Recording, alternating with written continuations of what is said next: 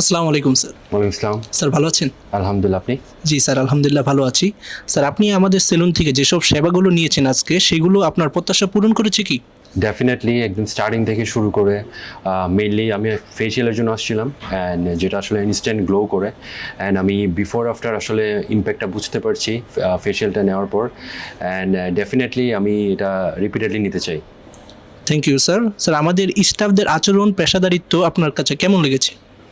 Obviously সবার behaviour অনেক ভালো ছিল, অ্যান্ড নামের মতো একদম জেন্টেলম্যান, অ্যান্ড অনেক ক্লিন ছিল। আসার পর থেকেই আমরা যখন অনেক সেলুনে যাই তখন আমরা আসলে আনহাইজিন ব্যাপারটা অনেক সময় নোটিস করি, সো যেটা আসলে কাস্টমারদের একটা ব্যাড ইম্প্যাক্ট ক্রিয়েট করে।